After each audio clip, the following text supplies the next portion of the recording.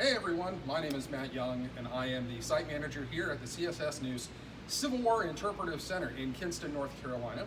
And I wanted to talk to you today about our temporary exhibit that we have up. It opened up last month in February and it will run through the summer. So when we get back open, we encourage you to come down and take a look for yourself.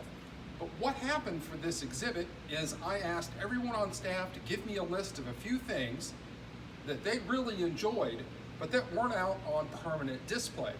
You see, most museums, ours included, cannot put out their entire collection. Matter of fact, most museums have almost 80% of their collection in storage. So what I thought would be really neat is for all of us to kind of combine what we thought was interesting and put some of those items out here on display. So I'm going to start from this side and work my way over.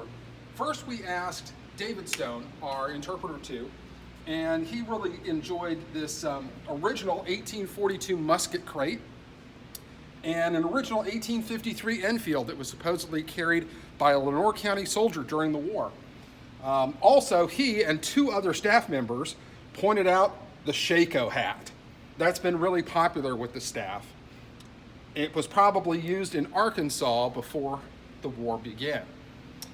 Moving over, we have Morris's picks. He chose a glass bottle that was shattered from the inside in the heat of the ship, and a plank that was recently donated to us. You can still see some of the whitewashing on the plank. It was from the interior of the ship.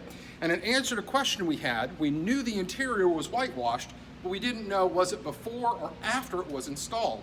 Well, it's a tongue and groove, and there's whitewash in the tongue and groove. So we know that it was done before it was installed on the ship. So that answered an interesting question that we had. As we move over, we get to Andy's picks. He chose the lightest and the heaviest objects that we have in the case.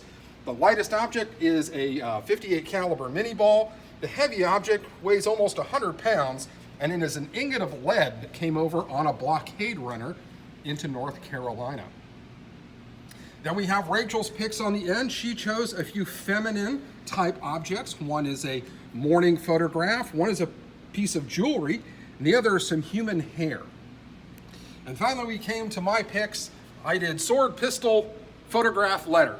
The sword is an original made in Kenansville, which is local to us here in Kinston. We have a Whitney revolver. We don't know if it was used by the North or the South, but we know it was one of many that were made for use by the armed forces during the war. And then we have an original letter and a copy of a photograph. And the letter is written by a South Carolina soldier who was stationed here in Kinston during the war. And he's actually talking about seeing the ironclad.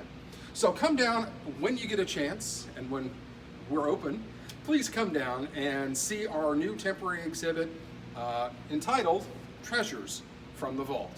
Thank you and have a great day.